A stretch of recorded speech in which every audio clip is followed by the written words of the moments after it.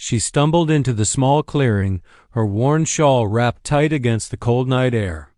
Every step dragged her closer to the edge of exhaustion, her bare ankles bruised from the rocky trail. She didn't know how much longer she could go without shelter. Her voice trembled as she called out into the darkness, hoping someone might hear. "Please, just for a little time." The words hung fragile in the still air. That plea was all she could offer. There was no one around for miles except for the quiet murmur of the river below and the distant cry of a coyote.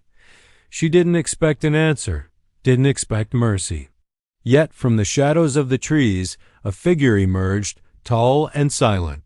His presence carried a weight that felt older than the land itself. His eyes, dark and steady, studied her with a calm she couldn't understand. He didn't speak at first. He just extended his hand and gestured toward the small cabin nestled between the rocks and pines. It was simple, rough-hewn from the timber of the land, but it promised warmth, light, and a reprieve from the cold that gnawed at her bones. Hesitation caught in her chest. She had been on her own for weeks, trusting no one, fearing every stranger she met on the winding trails. Yet there was something in him that spoke of safety without words, something in the way he moved with a quiet certainty, as if the land itself obeyed his steps. She followed, her boots crunching softly over the frost-laden ground. The cabin door opened with a low groan, and a fire already burning inside painted the room with gold and shadow. The smell of wood smoke mingled with the faint scent of herbs. It was simple, modest, yet for her it was the most welcoming sight she had seen in months. She allowed herself a small shiver of relief. "Thank you," she whispered, almost afraid the words would vanish if spoken too loud. He only nodded, moving to stoke the fire without another word. His hands were steady, sure, and there was a careful rhythm to his actions. He didn't ask who she was or why she had come. He didn't question her motives. She noticed how naturally the cabin seemed to bend to him, the way the firelight seemed to linger on his face, highlighting a jaw set with quiet strength and eyes that had seen much more than they let on. She took a seat near the fire, feeling the heat seep into her chilled body. The night outside pressed against the cabin walls with the harsh whisper of wind, yet inside there was a fragile sense of security. She had come expecting nothing, yet here was a man who gave her a place without hesitation. Strange, she thought. Strange how simple acts could feel so monumental when the world had been cruel for so long. He finally spoke, his voice low and measured, like the echo of distant mountains. "You came far," he said. It wasn't a question, but an observation. She nodded, her throat tight. She wanted to explain, wanted to tell him everything, but the words felt heavy, and the firelight seemed too delicate for all the truth she carried. She merely said, "Hi." Needed a place to rest. He tilted his head slightly, as if assessing whether she spoke truth or fiction. Then, without another word, he moved to a cabinet and produced a blanket, folding it and placing it beside her. It was rough, patched, but warm. His movements were careful, deliberate, as though he treated each gesture as a promise rather than a task. She wrapped herself in it, feeling the weight of the night lift just a fraction. Outside, the moon carved silver lines across the canyon cliffs, but inside the cabin, time seemed to pause. She could hear the rhythm of the fire, the faint creak of the cabin settling, and the soft inhale of the man who had offered her refuge. She had never met anyone like him, silent, sure, and full of quiet authority. It was disarming, almost frightening. She didn't know if she could trust him, yet somehow she wanted to. The first night passed without incident, though sleep was uneasy. Dreams of the trail, of faces long gone, and of the shadowy figures that had chased her through the desert mingled with the flicker of firelight. She woke with the dawn, the cabin filled with a gentle glow.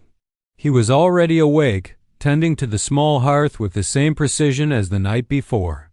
The smell of brewed coffee reached her senses, earthy and bitter, grounding her in the moment. She felt a pull, a curiosity she hadn't felt in months. "Who are you?" she asked cautiously. He paused, looking at her with those dark, steady eyes. "I am someone who knows the land," he said finally. "And you?" "Needed a place." There was no boast, no pride in his tone, only a simple statement of fact. She could sense that there was more to him, stories buried beneath the calm exterior, but he offered none of them. He had chosen to let action speak instead of words. Days passed, and she found herself settling into a rhythm she hadn't known she could have. The harsh sun outside the cabin was relentless, but inside, the fire and the quiet care of her host created a fragile sense of stability.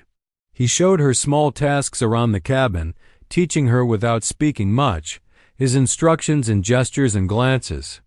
She began to understand that he had a rhythm to life that required patience, attention, and respect for the land. And yet, a tension lingered, unspoken. There were nights when he would stare out the window for hours, eyes scanning the distant horizon as if expecting something. Sometimes he would sigh, long and low, and she would wonder what haunted him. She had no idea what shadows followed him or what past deeds carved the lines of his face. The only thing certain was the warmth of the fire, the steadiness of his presence, and the growing realization that her request for temporary shelter had begun to shape the course of her life in ways she could not yet understand. She began to notice small details that spoke of a life lived on the edge of danger scars along his forearms, worn boots that had traveled countless miles, and a knife at his side, always within reach. Yet despite these hints, there was a calm about him that suggested he was a man of principle, a protector more than a fighter. She felt a strange safety in that, even as questions remained unanswered.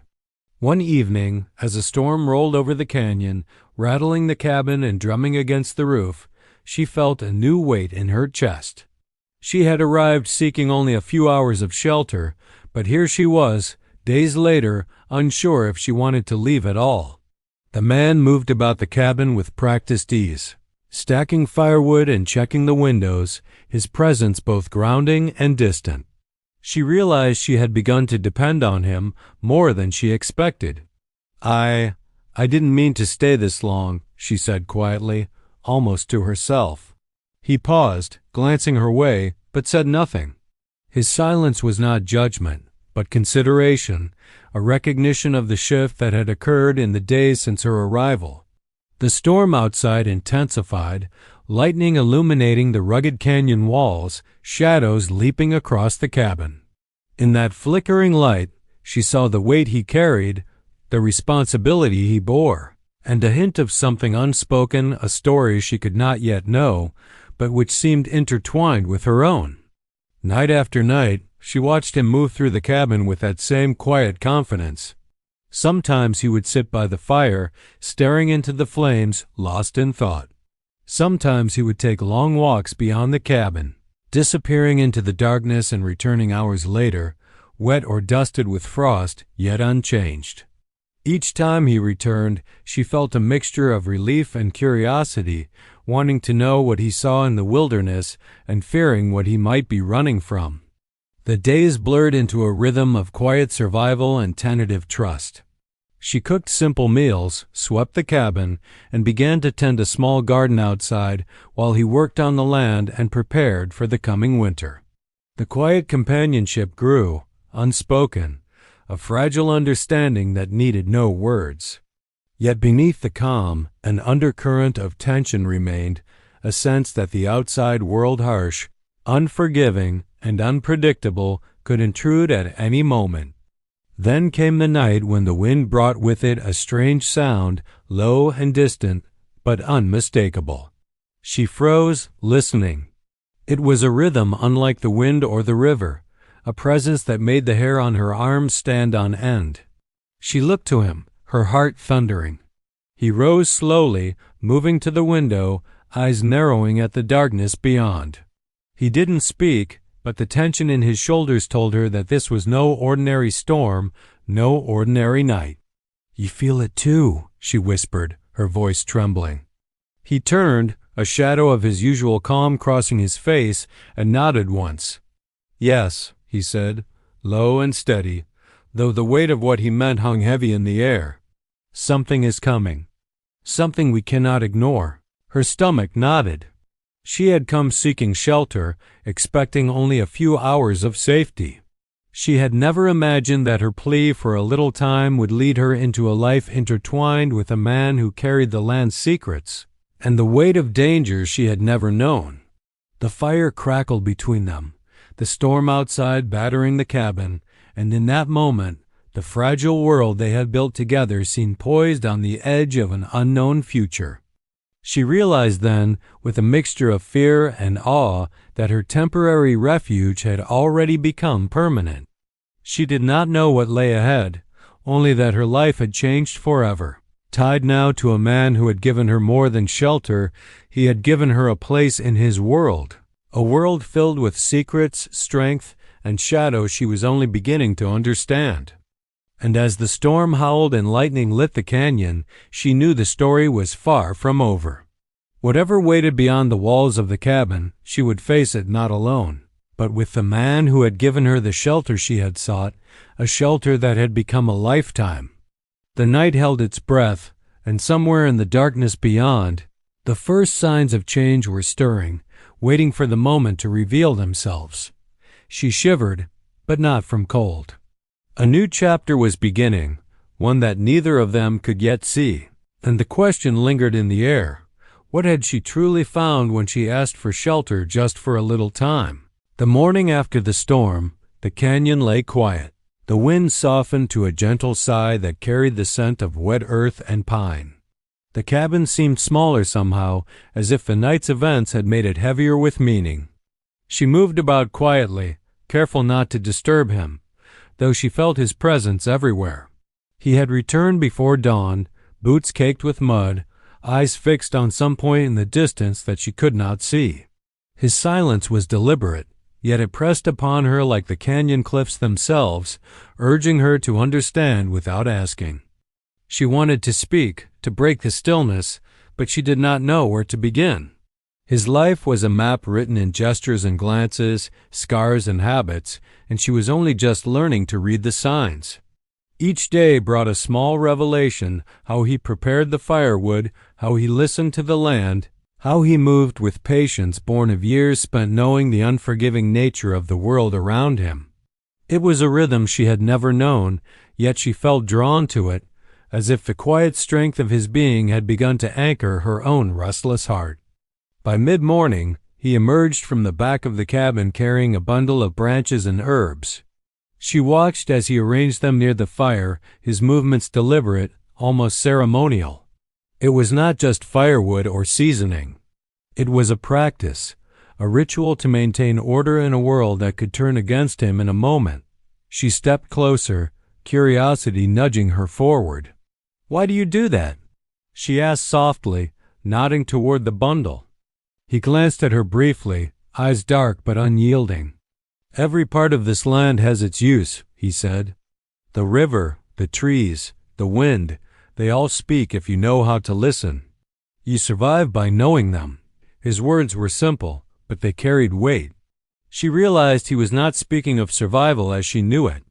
There was an unspoken code in everything he did, a set of rules that had kept him alive and that he had now, willingly, begun to share with her.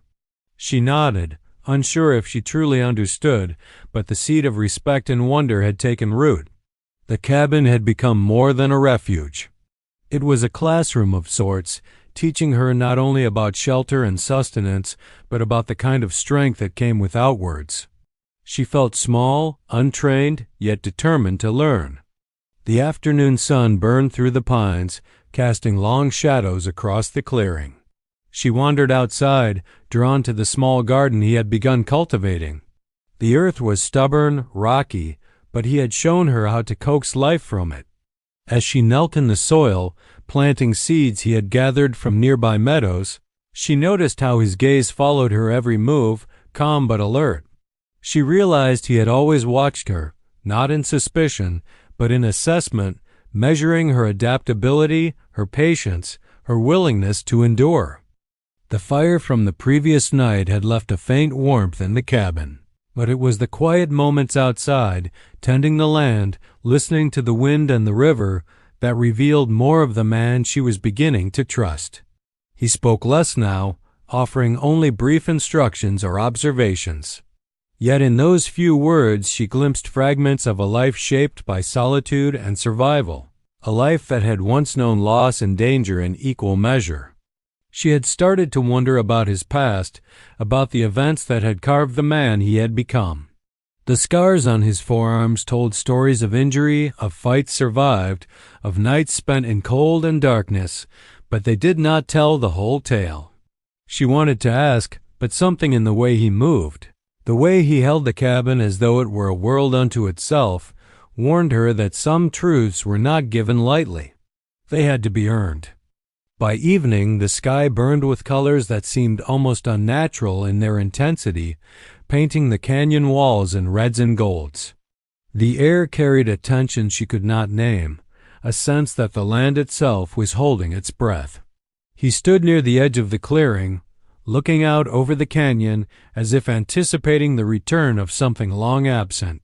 She joined him, standing in silence, feeling the pulse of the earth beneath her feet, the quiet thread of the unknown pressing at the edges of her thoughts. "You've always lived like this?" she asked, breaking the silence. He shook his head slowly. "Not always. There was a time when I had to leave people behind. Sometimes you survive, and sometimes survival demands you go alone." His voice was calm, but there was a hardness beneath it, a memory she could almost touch but never fully understand. She felt the weight of that truth settle around her, pressing her to consider what kind of life could demand such sacrifice.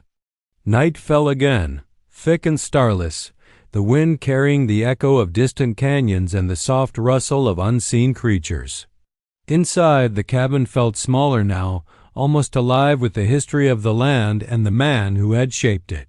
She sat near the fire, watching him move about with precision, folding blankets, checking the door, inspecting the supplies. It was not paranoia, she realized, but preparation and instinct honed by years of experience. Her thoughts drifted to the outside world she had left behind, a world filled with noise, fear, and fleeting comforts. Here, in this cabin, she found clarity, but it was not peace. The tension from the storm lingered, and the subtle signs of danger outside whispered that the land had stories of its own, secrets she was not yet ready to hear. The man beside her carried the weight of those stories, and now she carried a part of that weight too. Over the following days she began to notice patterns: how he rose before dawn, how he checked the horizon, how he handled tools and weapons with exacting care. Each small gesture revealed a life of constant vigilance, a life where one mistake could mean disaster.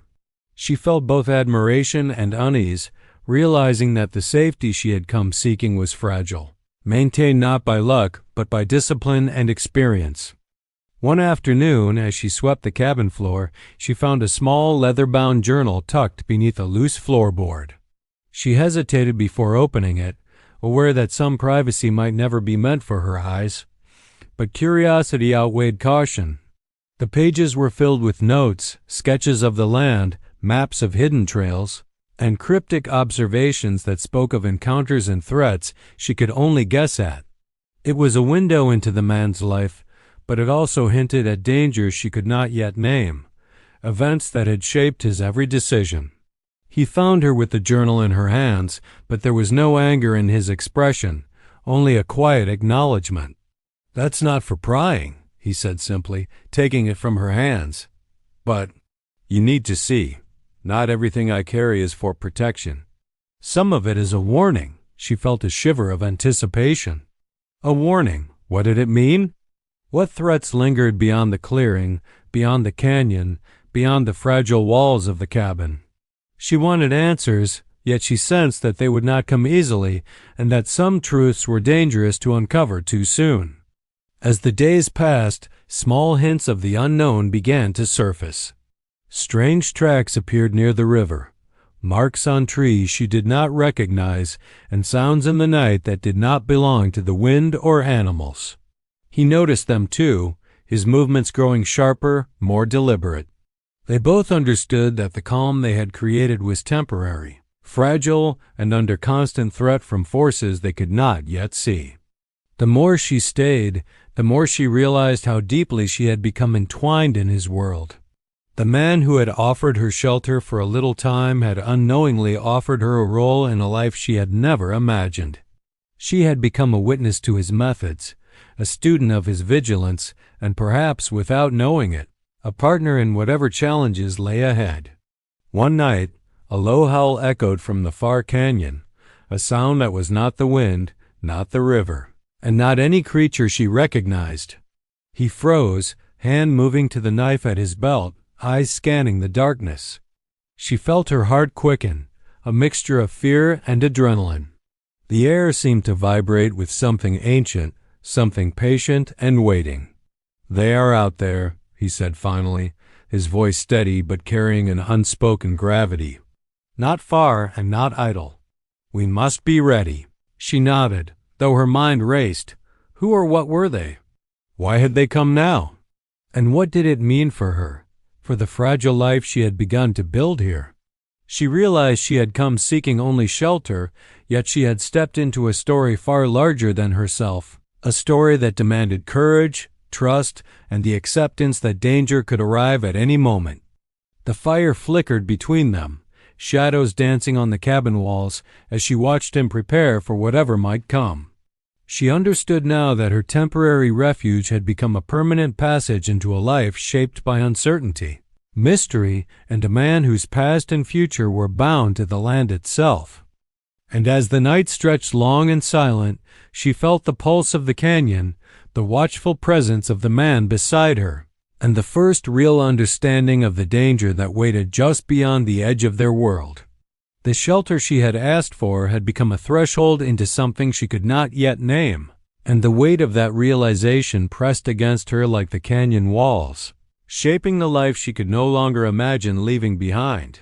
The days that followed were heavy with a quiet tension, each one folding into the next with the same rhythm, but the undercurrent of unease never left. The storm had passed, leaving the canyon calm on the surface, but beneath it there was movement shifts in the wind, subtle marks on the ground, whispers carried from distant ridges. She noticed them first, faint tracks in the mud, broken branches that did not match the usual patterns of wildlife, and the odd sound that seemed almost like a footfall on stone. He noticed too, and while his face remained calm, she could feel the tightening of his shoulders, the sharpened edge in his gaze.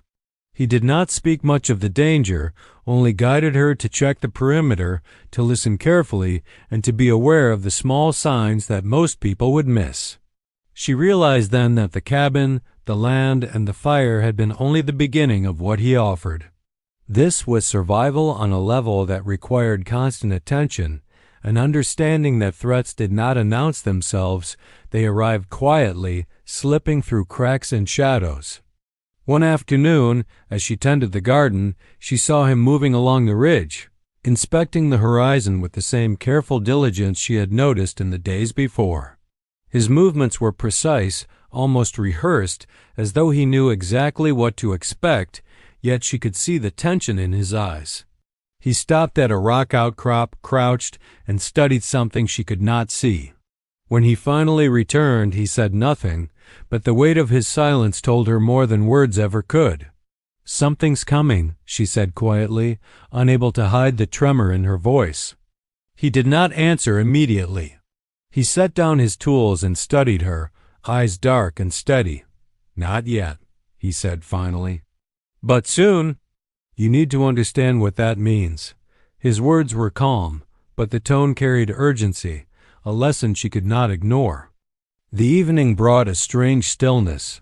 The wind held back, the river ran quieter than usual, and even the animals seemed to have withdrawn from the canyon. She could feel it in her bones, that same sense of waiting, of tension that had grown since the storm. She sat by the fire, watching him prepare traps along the perimeter, checking the supplies, and reviewing the small maps he had drawn. Each gesture was deliberate, each movement part of a plan she could not yet understand. Over the next days she learned more of his world. There were hidden caches along the canyon, food, tools, even weapons, buried or concealed, each with a purpose. He taught her to read the land, which rocks hid footprints, which trees could signal movement, and which sounds indicated danger. She found herself absorbing it all, though a part of her remained anxious, aware that her understanding was only surface deep. One morning, while exploring a narrow trail leading to a high ridge, she stumbled upon a small clearing littered with signs of recent visitors, footprints larger than any animal, broken twigs, and faint marks on rocks that suggested movement in the darkness. She froze, the hairs on her neck rising. The tracks led away from the cabin, as if someone or something had passed very close but left no other trace. When she returned, she told him what she had seen. He listened quietly, then motioned for her to stay near the cabin. "They're probing," he said. "Testing, looking for weaknesses. It won't be long before they act more directly." Her stomach tightened. Probing? Testing? The words implied strategy, intelligence, an opponent who was patient, clever, and dangerous. She realized she had thought her world was small, confined to the cabin and the ridge, but it was not. Outside, beyond the safety he created, something waited, silent, calculating, and relentless. As the days passed, the tension deepened. They both began to notice patterns: unusual bird activity, changes in the river's flow, and faint signs of distant fires across the canyon. Each observation added a layer to the unspoken threat, and she began to sense that the land was alive with a kind of intelligence she could barely grasp. He moved constantly, checking the ridge lines, inspecting the surrounding trees, and reinforcing the cabin. She followed, learning the rhythms of his vigilance, but always feeling the edge of fear pressing against her. The cabin became a hub of preparation. She cleaned and organized, tended the fire, and checked supplies, but she also learned to watch and listen. He taught her to notice subtle cues: a broken branch signaling passage, the rustle of leaves out of place, the faint smell of smoke that might carry far before sight could catch it. It was exhausting work, but it sharpened her senses, made her aware of her own instincts, and slowly she began to feel the beginnings of a confidence she had never known before. One afternoon, she discovered a hidden trap he had set in the woods, a snare designed to catch anything moving silently through the underbrush. When she questioned it, he only said, "You need to know it's there, even if it doesn't spring." Awareness is protection. She realized he had been teaching her in subtle ways, preparing her not just to survive, but to recognize threats and act decisively when necessary. Yet, even as she learned, the mystery of who or what was coming grew. Strange signs appeared beyond the cabin, marks in the rocks that were not animal scratches, faint impressions in the soil that hinted at human or near-human footfalls, and shadows that shifted unnaturally in the corners of her vision. Each day stretched the tension, and she found herself questioning everything she thought she understood about the canyon, about the land, and about the man who had given her refuge. He seemed to understand her unease. Late one evening, as they sat by the fire, he spoke quietly, almost to himself. "This land has a memory. It holds every step, every sound, every movement. They've been here before, many times. And they're coming back." She turned to him, alarm tightening her chest. "Who?" He shook his head, eyes distant. "I don't know. Not entirely, but they are not ordinary people. They move through the land like shadows, leaving only signs for those who know to see. And now, they have found you." The weight of his words settled heavily. She had come seeking a little shelter, a place to rest her weary body, but she now understood that she had entered a story far larger than herself. She was no longer just a visitor. She had become part of a life lived on the knife edge of danger, a world in which survival required vigilance, understanding, and trust in someone whose past was as mysterious as the threat looming ahead. In the following days, the tension escalated. He taught her to read the wind, the river, and the trees with a precision that revealed the movements of the unseen. Every snapping twig, every shifting shadow, and every distant howl became a message. She learned to move quietly, to blend into the terrain, and to anticipate what might appear on the next bend. And she began to notice changes in him as well. The way his hands tightened around tools, the sharpening of his senses, and the rare moments when his calm faltered just enough to remind her that even he carried fear. At night, she heard the distant echo of voices carried by the wind, unintelligible but deliberate, as if someone or something was speaking in a language meant to unsettle. She would glance at him, heart pounding, and see his dark eyes narrowing, lips pressed into a firm line.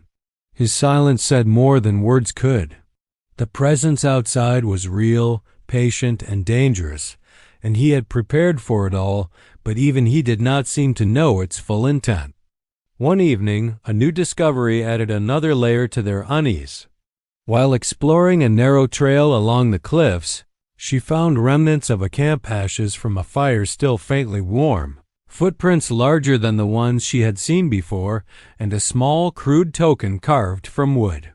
It was a warning, she realized, though she could not yet decipher it. When she showed him, he examined it silently, running a finger over the carving. "They're clever," he said finally. "They mark their territory, test us. They want to see how we respond." His eyes met hers, steady and dark, and now they know someone else is here. Someone they can watch. She felt a chill, the firelight flickering across her face as if echoing the tremor in her chest. The cabin, the land, the fire, all of it was a fragile fortress against forces she did not yet understand. She realized that the refuge she had once sought as a temporary shelter had become a stage on which unknown dangers were now moving, unseen but close enough to touch. They spent the following days reinforcing the cabin, creating hidden caches, and setting up signals along the ridge to detect movement. He taught her to anticipate, to read subtle signs, to think ahead in ways she had never needed before. Each lesson was a reminder that they were not merely surviving nature, but preparing for an intelligence that studied and adapted as they did. Even as they worked, she felt the pull of questions. Who were they? What had brought them here? And why had the man who had given her shelter prepared so meticulously for a danger he never fully named? The answers seemed close, yet always out of reach, hidden behind his quiet actions and the land's own secrets. One night, a faint glow appeared on the horizon, beyond the ridges and the river. It was small, almost imperceptible, but it drew her attention like a magnet. She watched him, noting the way his hand moved to his knife, the tension in his posture, and the rapid calculation in his eyes. He did not speak, but she knew he had seen it too. Something was moving in the darkness, and it was coming closer. She swallowed hard, realizing that the story she had entered was no longer just about shelter, survival, or trust. It was about the unknown, the intelligence that waited beyond the cabin, and the fragile life they had begun to build together. The danger had a name, even if they did not yet know it, and its approach had begun. As the fire flickered between them, she understood fully that her temporary refuge had become a crucible, a place where survival, trust, and courage were being tested against an unseen adversary. The night stretched long, filled with shadows, whispers, and the pulse of the land. Every sound, every movement, every flicker of light carried meaning, and she knew that the calm they had enjoyed was only the pause before the storm. And somewhere in the darkened canyon, beyond the reach of fire and vigilance, the first signs of the approaching threat moved silently, shaping a story that was far from finished, waiting for the moment when the fragile refuge would meet the danger it had been built to resist. The canyon lay under a heavy hush that evening, the air thick with anticipation. The wind had stilled completely, leaving the trees and rocks frozen as though holding their breath. She moved quietly along the cabin's edge, every step deliberate, ears straining for the faintest sound. The glow on the distant horizon had grown brighter over the past days. and the sense of being watched pressed against her skin like the canyon walls themselves. He stood near the fire, sharpening a knife with deliberate care, eyes occasionally scanning the darkness beyond the clearing. His presence was steady, a rock in the storm, but she could see the tension in the set of his jaw and the tightness of his hands. They both knew the calm had ended. Whatever had been testing them, probing the boundaries of the cabin and the ridge, was preparing to move. Night fell swiftly, swallowing the canyon in darkness, and with it came a faint rustling from the ridge above.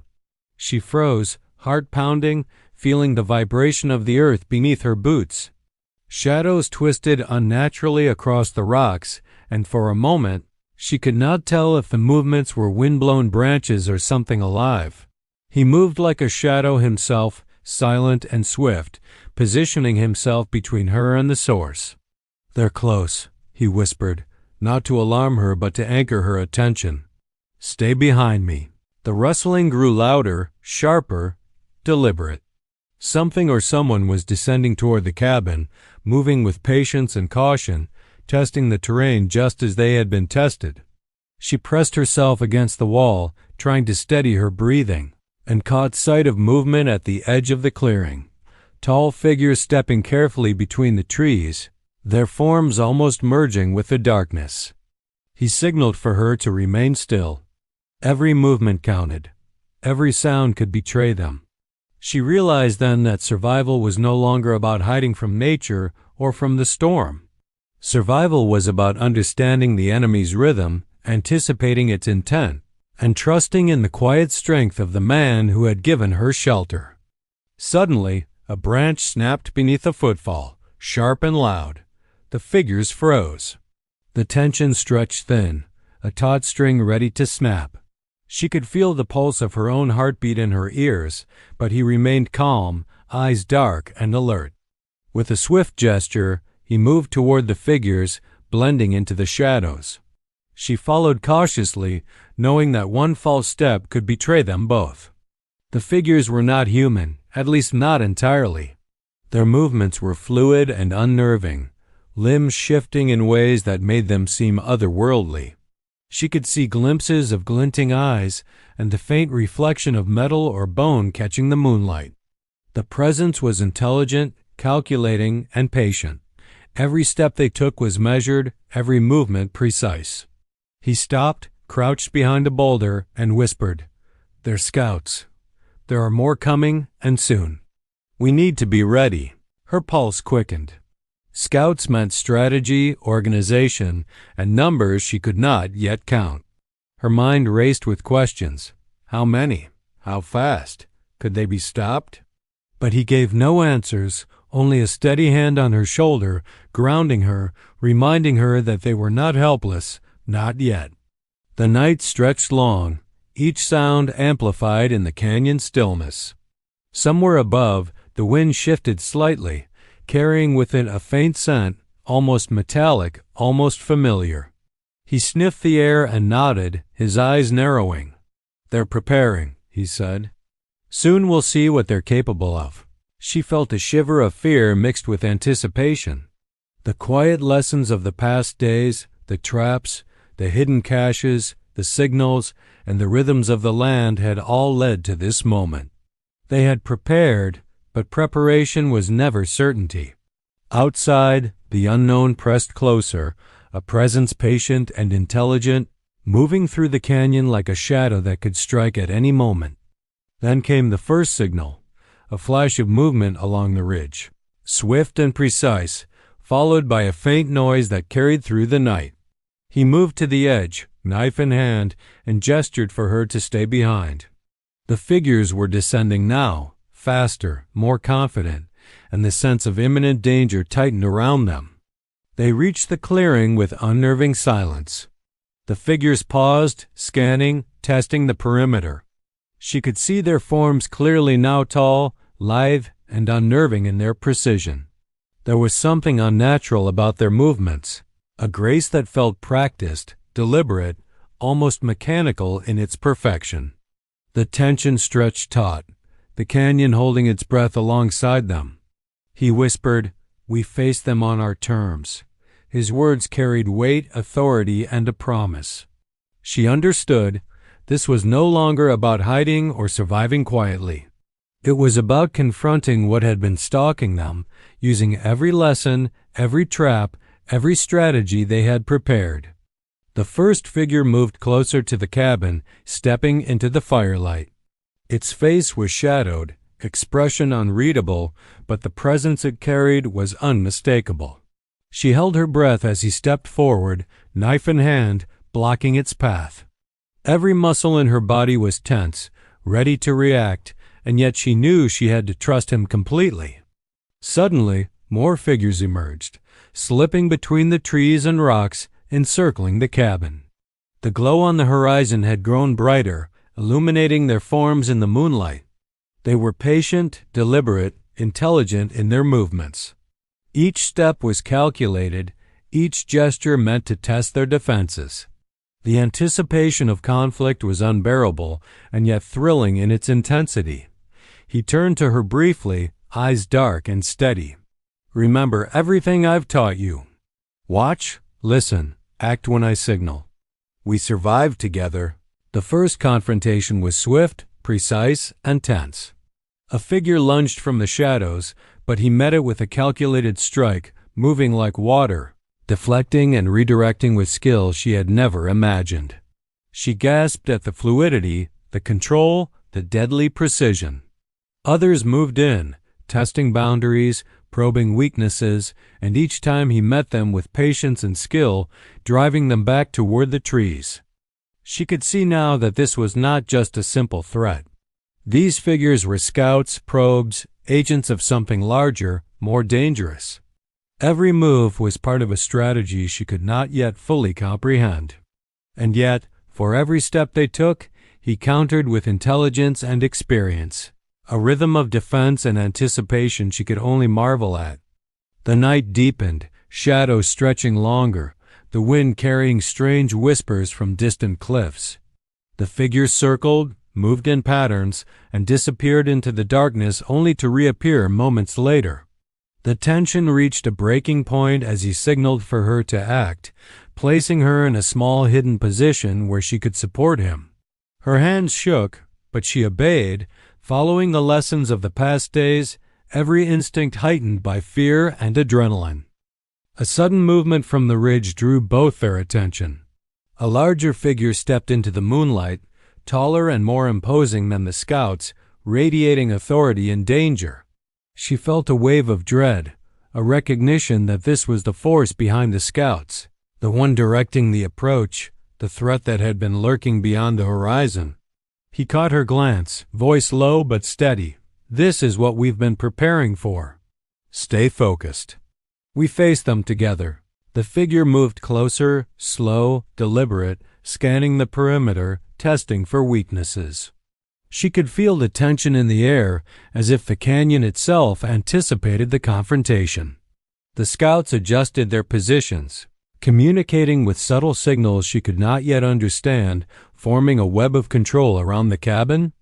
He shifted slightly, eyes locking on the larger figure. Every movement was calculated, every decision weighted with consequence. She realized fully that this moment was the culmination of days of preparation, lessons, and trust. The danger was here, tangible, intelligent, and patient, and the survival they had built was about to be tested to its limit. The wind picked up again, carrying the faint scent of smoke, earth, and something unfamiliar. The larger figure moved closer, shadows stretching long and sharp across the clearing. The scouts flanked silently, poised to act on the slightest command. She could feel her heart pounding, the anticipation unbearable, yet exhilarating. This was the moment everything had been leading to: the confrontation, the test, the ultimate measure of skill, courage, and trust. He turned to her once more, eyes dark and steady. "No mistakes. Focus. We endure. We survive." She nodded, every nerve taut, every sense sharpened by fear and anticipation. Outside, the shadows closed in, moving with precision, patience, and intent. The canyon seemed to hold its breath, waiting for the first strike, the first decisive moment that would determine what came next. And as the fire flickered between them, illuminating their faces in gold and shadow, she understood fully that the moment of climax had arrived. The scouts, the larger figure, the threat beyond the horizon, it was all here, converging on the fragile refuge they had built, testing every lesson, every skill, every ounce of courage. The night held its silence, the tension unbearable, and she realized that whatever came next would decide everything, leaving no room for error and no certainty of what the dawn might bring. The night hung heavy, every shadow in the canyon tense with expectation. She stood near the edge of the cabin, heart hammering, every nerve alive with fear and anticipation. The figures beyond the clearing paused as if aware of their hesitation, the larger figure at the center holding command with a presence that was both imposing and calculated. She felt the weight of all the days that had led to this moment, the lessons, the vigilance, the trust she had built with the man who had taken her in. He moved first, stepping into the clearing with quiet authority, knife in hand, every movement deliberate. The larger figure advanced slowly, careful, testing his resolve. The scouts flanked on either side, ready to strike at a command. The tension was unbearable, the canyon silent except for the faint crackle of the fire and the soft whisper of the wind. She watched, frozen and alert, as the first strike was made not with a yell, not with brute force, but with calculated precision. He met the initial movement head-on, deflecting and countering with a skill honed by years of survival. The scouts reacted, moving in patterns that were fast, intelligent, and coordinated. She could see the effort in his eyes, the focus, the rhythm of defense that had become instinct over the past days. Each move was a conversation with the enemy, a test of patience, strategy, and skill. She moved carefully, taking the positions he had instructed her to hold, every step deliberate, every glance calculated. The lessons he had taught her, the signs of movement, the sounds of the land, the subtle shifts in the wind guided her, making her part of the rhythm of defense. For the first time, she felt not just sheltered but empowered, an active participant in survival rather than a bystander. The larger figure advanced closer, every movement deliberate, probing for weaknesses. He met it with calm intensity, anticipating each strike, countering with precision. The scouts adjusted, moving in tighter patterns, but he was always a step ahead, guiding them back, controlling the flow of conflict with experience and instinct.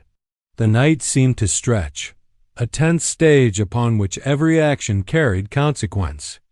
Suddenly, the largest figure faltered, caught off guard by a subtle trap he had set earlier along the clearing. A rope snapped, ensnaring the enemy just long enough to throw off its rhythm. She gasped, barely moving, as he seized the moment, using it to redirect and gain control. The scouts hesitated, confusion flashing across their calculated movements. He turned briefly, eyes meeting hers, a silent acknowledgement of her role, her presence, and the understanding that together they were stronger. "Stay with me," he whispered. "We finish this together." The night erupted in swift motion. Every movement was sharp, precise, a dance of skill and intelligence. She could see the enemy regrouping, but the confidence in his actions inspired her own courage. She moved as he had trained her, anticipating steps, watching for signs, acting with clarity. The chaos of the moment revealed the careful preparation, the hidden strengths, and the unspoken bond between them. Hours passed in a blur of strategy, movement, and vigilance. The scouts finally began to retreat, their patterns disrupted, their patience exhausted. The larger figure, once imposing, now slowed, caught in the careful network of traps and anticipation he had laid over the clearing. With a final decisive move, he neutralized the threat, the tension in the canyon releasing like the first exhale after a long, impossible hold. Silence returned. The canyon seemed to settle, the air clearing as if the land itself acknowledged the end of conflict. She sank to the ground, exhausted, heart still pounding, and looked at him. He stood tall, knife still in hand, but the rigid tension in his body had softened, the weight of vigilance easing. The fire crackled warmly between them, illuminating faces marked by fear, courage, and survival. "You did well," he said finally, voice steady but carrying a hint of pride. "You kept your focus, trusted your instincts, and followed through. That's why we endured." She exhaled deeply, feeling the tension that had held her for days drain slowly away. She realized how far she had come, not just physically, but in courage, patience, and understanding. The refuge she had sought for a little time had become a place of transformation, a crucible where she had discovered strength she had never known she possessed. The first light of dawn crept across the canyon, painting the walls with soft gold. The remnants of the scouts' movements were visible, disturbed branches, broken leaves, and the faint trails of retreating footsteps. He moved among them, inspecting the clearing, ensuring that no threat remained hidden. She followed, noticing every detail, learning still, understanding that vigilance never fully ended, but relief was earned in moments like this. Over the next hours, they repaired minor damage to the cabin and cleared the immediate area. The sense of immediate danger had passed, but the land remained alive with whispers and the quiet evidence of what had transpired. She realized that survival was not about avoiding conflict entirely, but meeting it with skill, patience, and trust. When the last shadows had retreated, he finally sat by the fire, exhaustion evident in the slump of his shoulders. She moved to join him, hands shaking from the adrenaline still coursing through her veins. They sat together in quiet reflection, the fire's warmth now comforting rather than urgent, the canyon calm but alive with lessons learned. "I never imagined it would be like this," she said quietly. "I only asked for shelter." He looked at her, eyes soft but steady. And shelter became more than that. It became trust, understanding, and survival. "You've earned more than a roof over your head. You've earned your place here." A small smile broke across her face. The first in days, months perhaps. She realized that she had found not only refuge but a companion, a teacher, and a guide. The life she had stumbled into by chance had grown into a partnership built on shared struggle, courage, and respect. The days that followed were quiet but filled with a new rhythm. They reinforced the cabin, improved the traps, and deepened their understanding of the land. She learned to anticipate movements, to interpret the subtle signs of weather, wildlife, and potential danger. He shared more of his story, not in long explanations but in quiet anecdotes, glimpses of his past and the reasons he had chosen this canyon, this life, and this way of surviving. She began to feel a sense of belonging, a connection to the land and the man who had offered her shelter without question. The cabin was no longer just a temporary refuge. It had become a home, a place where strength, courage, and patience were shared and respected. Every corner held a memory of struggle, every shadow a lesson learned, and every sunrise a promise of continued survival and partnership. One morning, as the sun rose over the canyon, painting the cliffs in gold and amber, she stepped outside and looked over the clearing. The land was quiet, but it no longer felt threatening. It had become a teacher, a silent companion, much like the man who had guided her through every trial. She felt a surge of gratitude, not only for the safety she had been given but for the growth, courage, and understanding she had gained. He emerged from the cabin, carrying water, and offered it to her. She accepted, and they shared a quiet moment by the river, watching the current flow, understanding the simplicity and profundity of life surviving amidst the canyon's challenges. The moments were small, yet monumental, a testament to endurance, trust, and the ability to thrive when danger had once seemed certain. Weeks passed, and the canyon settled into a fragile peace. The scouts had vanished, the larger figure had retreated beyond sight, and the land itself seemed to breathe easier. She worked alongside him, tending the garden, repairing the cabin, and learning to read the rhythms of the world around them. Every day was a lesson in vigilance, patience, and understanding.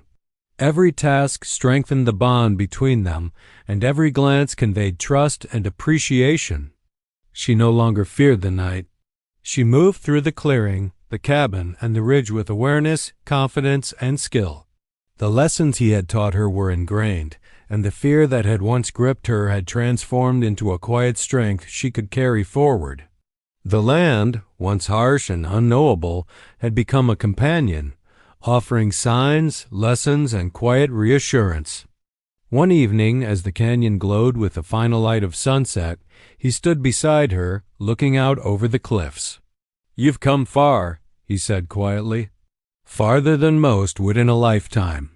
You've earned this place, and your strength will keep it safe." She smiled, the warmth in her chest overpowering the remnants of fear. "I never expected more than a few nights of shelter," she said softly, "but I found so much more. And I've found someone I can trust." He turned to her, eyes steady, a rare softness in their depth. "Trust is earned, yes, but sometimes it is given freely. You've earned it in every way that matters." As the last light faded, the canyon seemed to exhale, the wind carrying a calm, reassuring rhythm. The cabin stood strong, the clearing quiet, and the bond between them unbroken. She realized then that life had a way of transforming the smallest requests into journeys of growth, courage, and connection. The threat that had loomed, patient and intelligent, had been met with preparation, skill, and unity. The scouts and the larger figure had retreated, their purpose thwarted, and a new sense of peace had settled over the canyon.